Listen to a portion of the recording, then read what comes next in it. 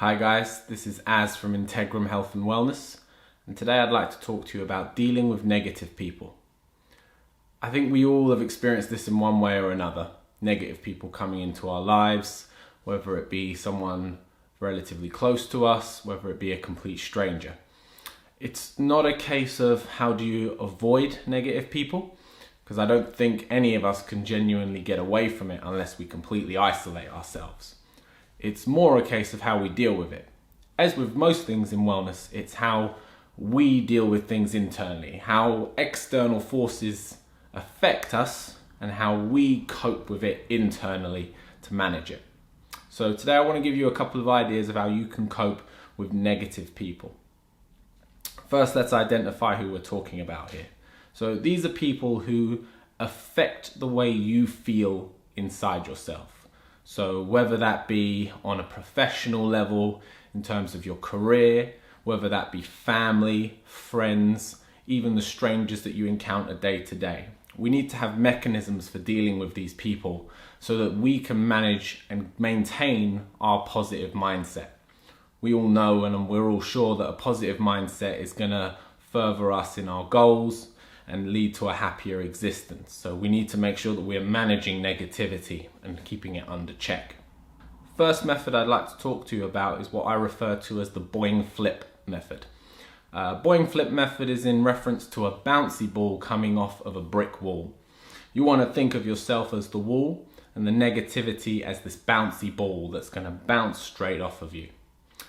You've got to think of negativity as something that's going to come to your door. Imagine it like a door-to-door salesman. They're going to come. They're going to come a knocking. Your choice is to whether or not you let them in and entertain them, or you close the door on their face. This is what we need to manage. So someone brings negativity towards you, someone's talking to you in a negative way, we need to find a way of bouncing that off. We choose whether or not we let it in and whether or not we accept it. This method is particularly useful for those people who you cannot avoid. So for example, if you have a negative boss at work, then this is a great method of controlling how you respond to it. So become very aware of when they are putting that towards you and how you are choosing to respond to it. It comes down to it being your choice. Option 2.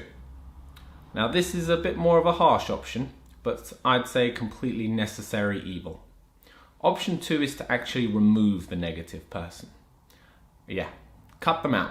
So if you think of them as a cancer, it's a toxicity that's going to spread through you emotionally, spiritually, even affecting you physically. At some point, you're going to need to cut them out. Now this can be particularly hard if that person is close to you, whether it be a spouse, a family member, a friend. I can understand the difficulty of trying to remove someone like this permanently from your life. However, you have to keep in mind that your number one responsibility is to look after and maintain your own mental, spiritual, and physical well-being. Now, you might want to give these people a chance. You might want to explain that how they are treating you, how they are behaving, what they are saying is making you feel. You might want to give them the opportunity to rectify their behavior, but have it in your mind that you are willing to, able to, remove them completely. Negativity, as I've already mentioned, is poisonous. It will spread from one area to your life to the next. It is completely your choice whether or not you allow this kind of behavior to continue, or if you're going to block it off, bounce it off, or cut it out. This is Az of Integrum Health and Wellness, wishing you well.